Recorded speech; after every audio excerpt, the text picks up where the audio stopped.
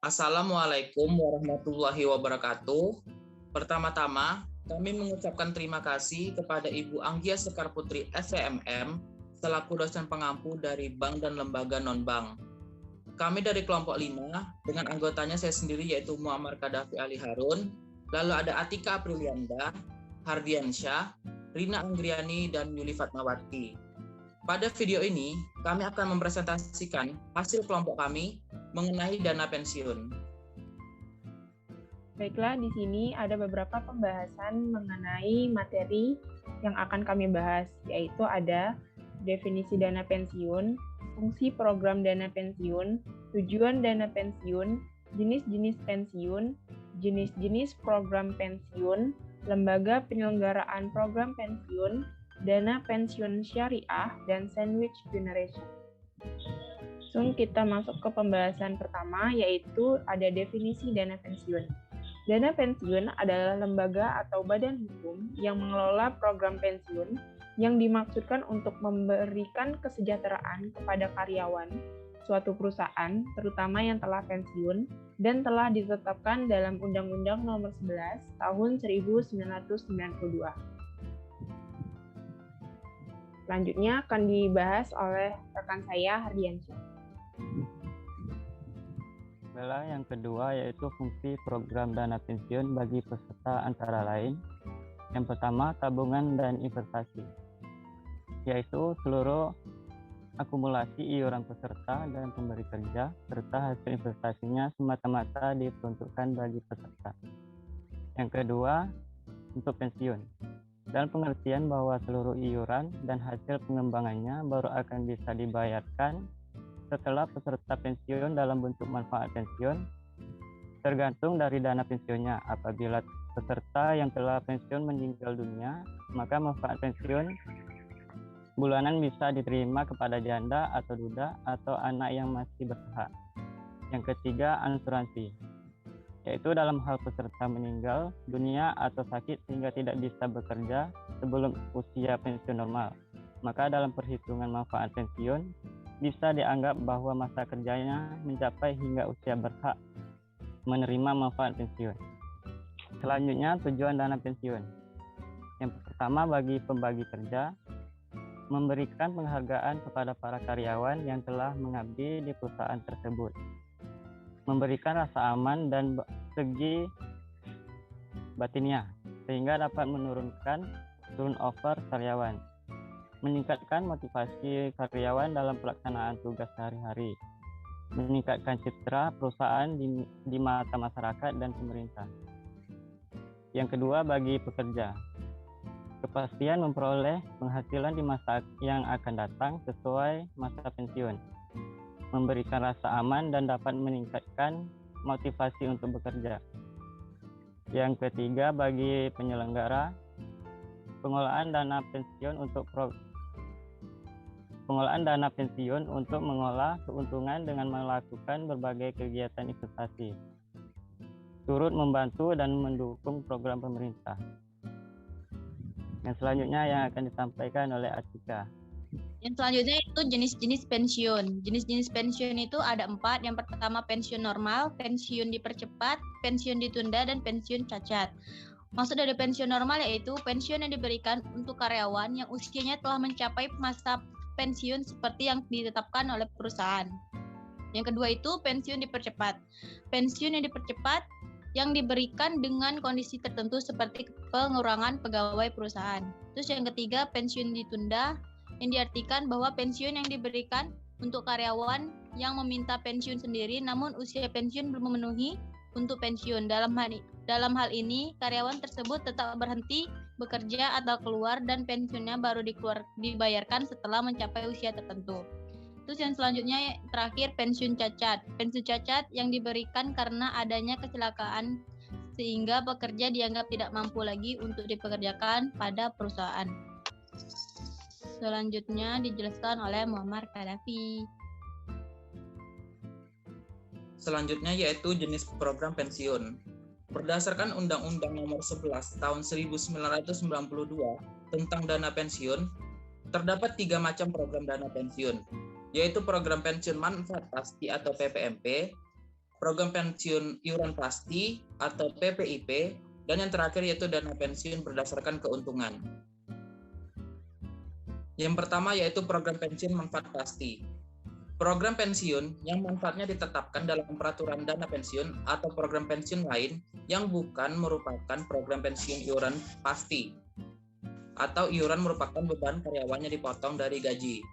Program pensiun manfaat pasti memberikan manfaat pensiun yang pasti sesuai yang disajikan. Risiko investasi atau kekurangan dana ditanggung oleh pendirinya. Lalu siklus pengelolaan uang dana pensiun dengan program PPMP telah diberikan keterangan yang ada di next slide selanjutnya. Yang pertama yaitu pendiri membayar iuran normal dan peserta membayar iuran ke dana pensiun.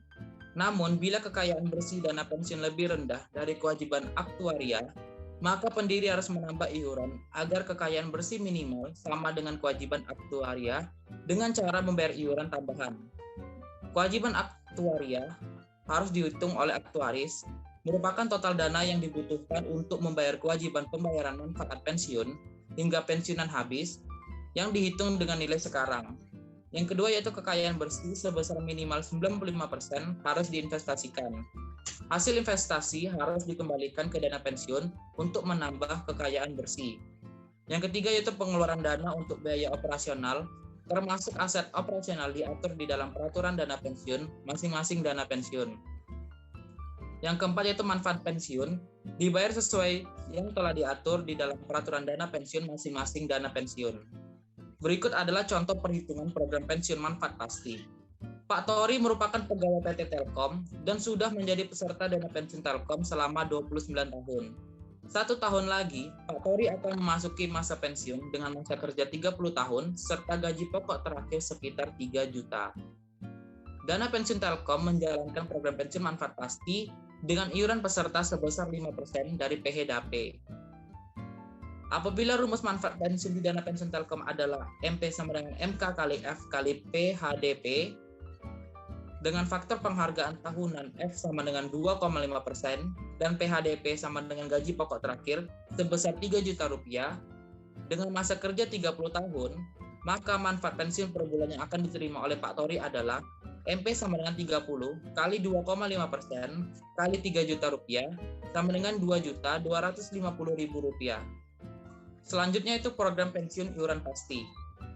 Merupakan program pensiunan yang iurannya ditetapkan dalam peraturan dana pensiun dan seluruh iuran serta hasil pengembangannya dibukukan pada rekening masing-masing peserta sebagai manfaat pensiun. Pendiri dan pekerja hanya menetapkan besar iuran. Tanggung jawab sendiri hanya sampai membayar iuran, pendirinya tidak memberikan jaminan kecukupan dana. Beban pendirian sudah jelas, risiko investasi ditanggung oleh masing-masing peserta, dan masing-masing peserta diberi rekening pribadi yang akumulasi iuran dan hasil investasinya bisa dicek secara berkala. Lalu siklus pengelolaan uang dana pensiun dengan program PPIP akan dijelaskan dengan next slide. Keterangan gambar siklus pengelolaan uang dana pensiun dengan PPIP. Yang pertama itu pendiri dan peserta membayar iuran ke dana pensiun. Tanggung jawab pendiri selesai dengan membayar iuran. Peserta memiliki buku catatan tentang iuran. Aset dana pensiun terdiri dari total aset dikurangi biaya operasional dan sisanya adalah iuran untuk peserta dan hasil pengembangannya yang didistribusikan kepada rekening peserta secara proporsional. Yang kedua yaitu kekayaan bersih sebesar minimal 95% harus diinvestasikan. Hasil investasi harus dikembalikan ke dana pensiun setelah dikurangi biaya operasional dicatatkan ke rekening masing-masing peserta secara proporsional. Yang ketiga yaitu pengeluaran dana untuk biaya operasional termasuk aset operasional diatur di dalam peraturan dana pensiun masing-masing dana pensiun. Yang keempat yaitu manfaat pensiun dibayar sesuai dengan akumulasi iuran dan hasil pengembangannya setelah dikurangi biaya operasional secara proporsional. Apabila jumlah manfaat pensiun melebihi batas maksimum yang boleh dibayarkan secara sekaligus, maka peserta harus mengalihkan dan membeli anuitas ke asuransi jiwa untuk dapat diterimakan secara bulanan. Berikutnya yaitu dana pensiun berdasarkan keuntungan. Dana pensiun berdasarkan keuntungan adalah dana pensiun pemberi kerja atau DPPK yang menyelenggarakan program pensiun iuran pasti atau PPIP dengan iuran hanya dari pemberi kerja yang didasarkan pada rumus yang dikaitkan dengan keuntungan pemberi kerja. Iuran dana pensiun ini seperti bagian bonus karyawan, namun hingga saat ini belum ada yang mendirikan dana pensiun berdasarkan keuntungan. Berikutnya akan dibacakan oleh Atika Aprilianda. Lembaga penyelenggaraan dana pensiun yaitu ada 2, yaitu yang pertama lembaga penyelenggaraan program pensiun yang bersifat pendirian dan kepesertaannya wajib, dan lembaga penyelenggaraan program pensiun yang sifat pendiriannya dan kepesertaannya sukarela. Yang termasuk program pensiun bersifat wajib itu program pensiun dari PT Tespen, program pensiun dari PT Asabri, dan program pensiun dari BPJS Ketenagakerjaan. Terus yang dari sukarela yaitu dana pensiun pemberi kerja DPPK dan dana pensiun lembaga keuangan DPLK. Jadi saya akan menjelaskan yang program pensiun dari PT Taspen. PT Taspen yaitu penyelenggara dana pensiun pertama yang dimana hanya mengkhususkan bagi pegawai negeri sipil dan seluruh PNS wajib menjadi pesertanya.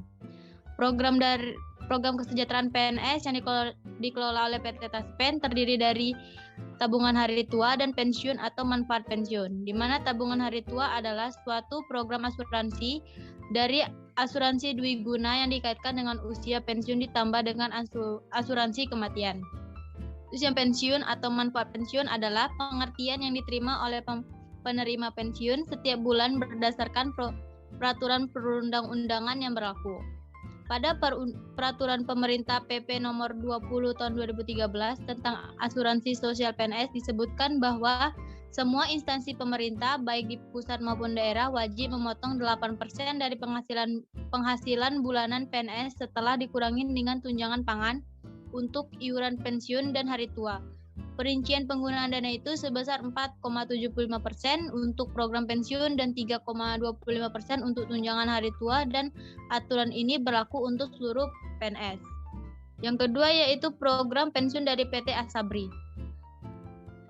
Selain sebagai penyelenggara dana pensiun seperti halnya PT Taspen, PT Asabri memberikan produk layanan bagi anggota TNI, Polri, dan pegawai sipil Kementerian Pertahanan dan Keamanan yang berupa santunan asuransi, santunan rasio khusus kematian khusus, santunan bukan cacat karena dinas, santunan nilai tunai asuransi, santunan biaya pemakaman istri atau suami, santunan risiko kematian, santunan cacat karena dinas, dan terakhir santunan biaya pemakaman anak. Yang selanjutnya yaitu program pensiun dari BPJS. Program pensiun dari BPJS itu dibagi menjadi 2, yaitu ke BPJS Kesehatan yang menyelenggarakan program jaminan kesehatan. Yang kedua itu BPJS Ketenagakerjaan yang menyelenggarakan 4 macam program. Yang pertama jaminan kecelakaan kerja, yang kedua jaminan hari tua, ketiga jaminan pensiun, yang keempat jaminan kematian.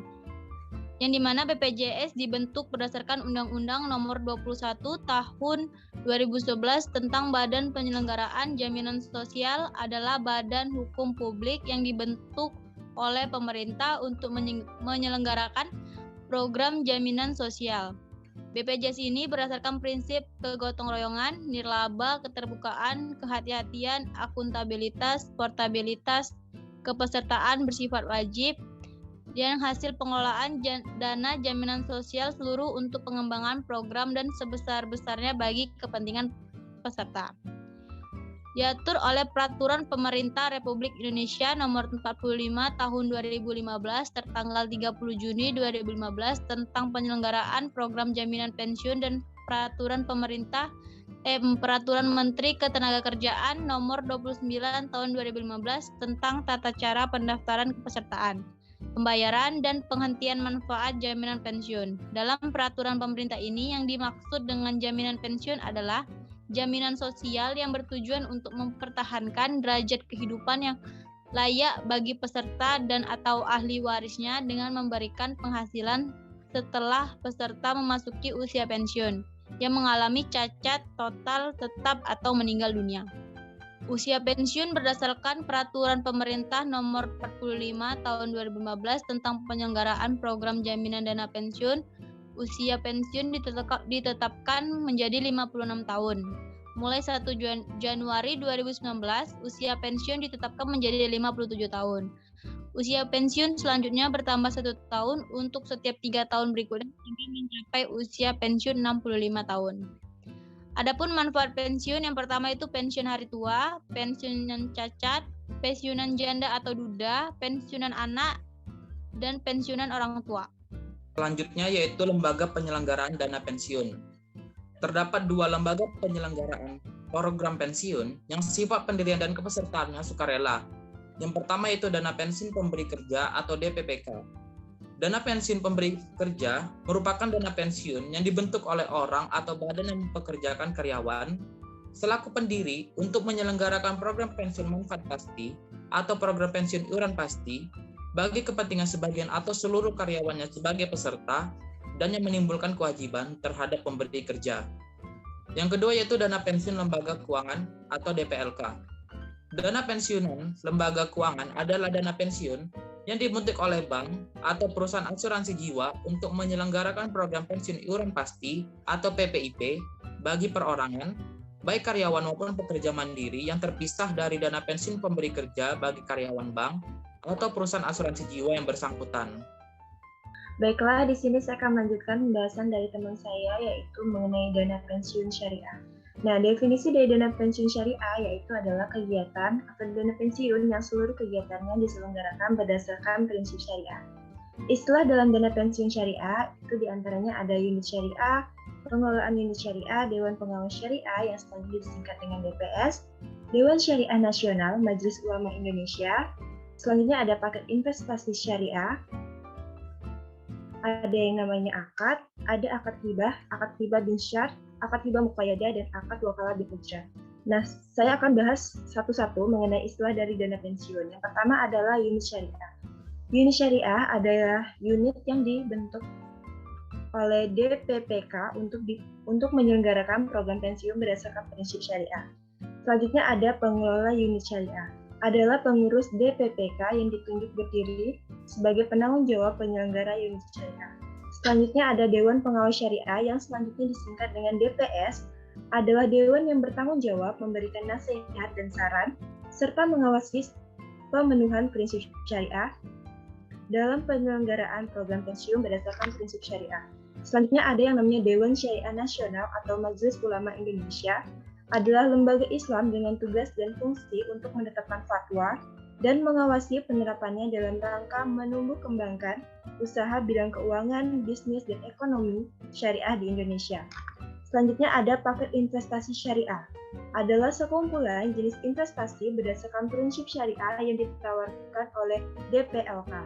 Selanjutnya ada yang namanya akad. Nah, akad ini adalah ikatan atau hubungan hukum antara pernyataan melakukan ikatan atau ijab dan pernyataan penerimaan ikatan atau qabul yang dibuat di antara dua pihak atau lebih sesuai dengan prinsip syariah.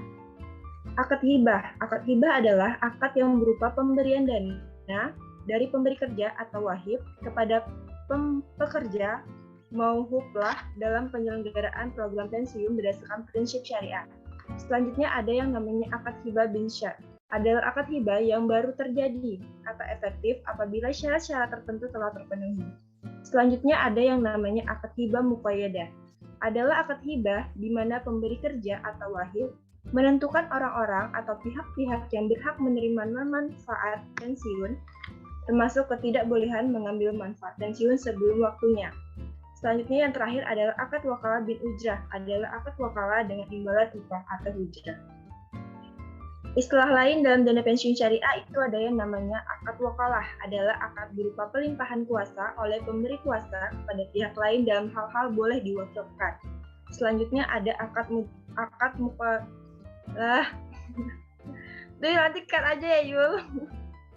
Selanjutnya ada yang namanya akad mudharabah atau yang sering kita laksanakan, yaitu adalah akad kerja sama usaha antara dana pensiun yang menyelenggarakan program pensiun berdasarkan prinsip syariah sebagai pemilik dana dengan pihak lain sebagai pengelola dengan keuntungan yang dibagi sesuai hisbah yang disepakati, sedangkan kerugian dibebankan kepada dana pensiun.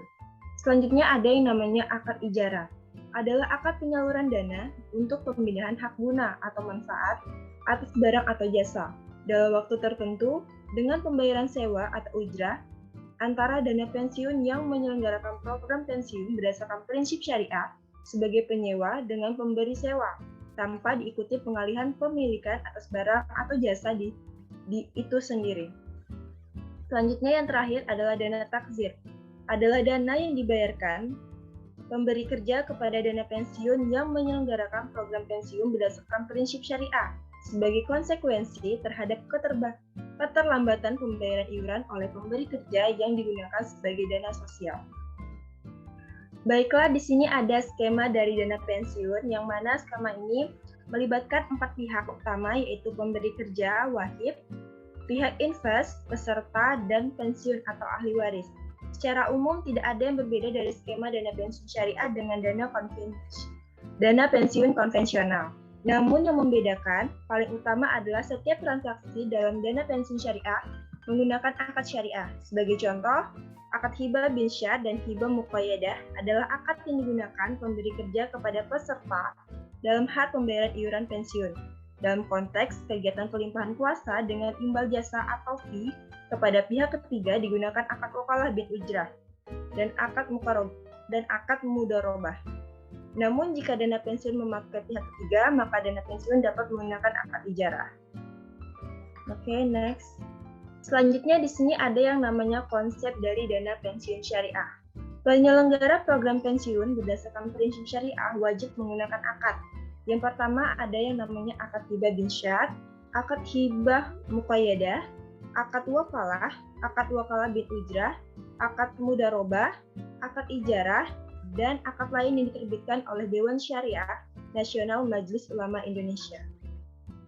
Nah, apa sih perbedaan dari dana pensiun syariah dan juga dana pensiun konvensional?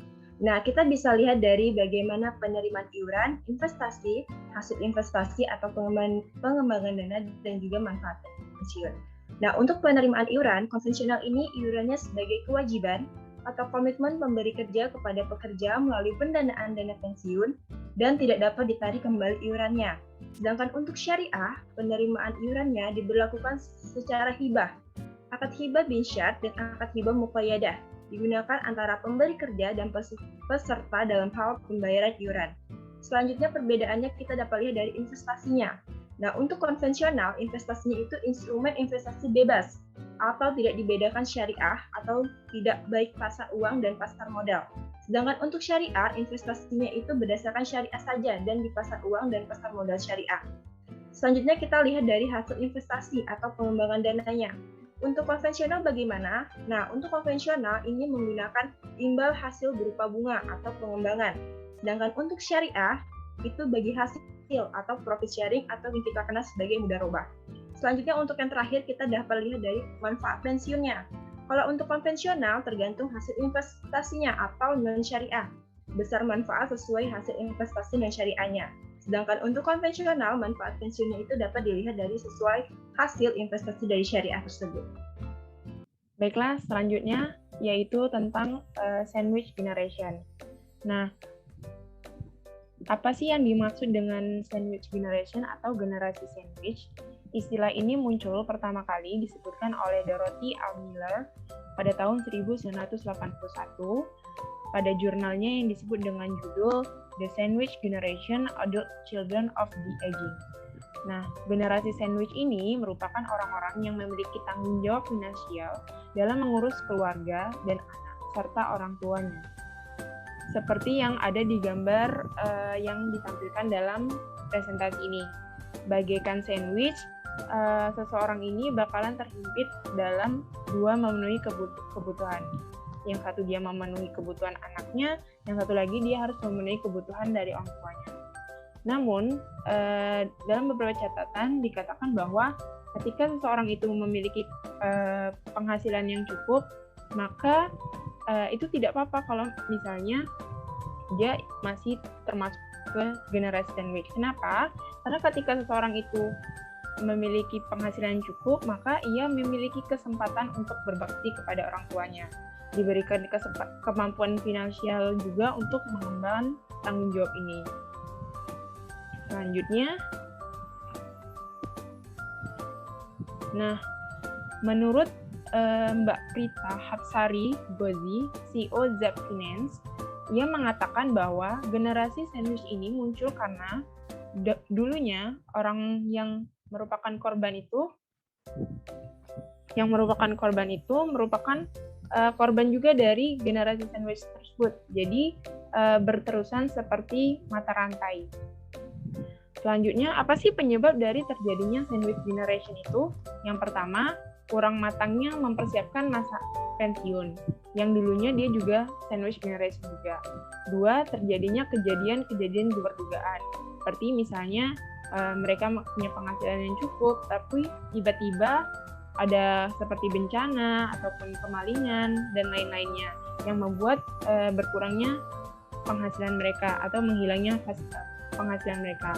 Selanjutnya yaitu ada sudah berniat untuk mempersiapkan biaya-biaya untuk pensiun, namun belum terlaksana karena kendala untuk biaya anak yang mahal dan anak dijadikan investasi.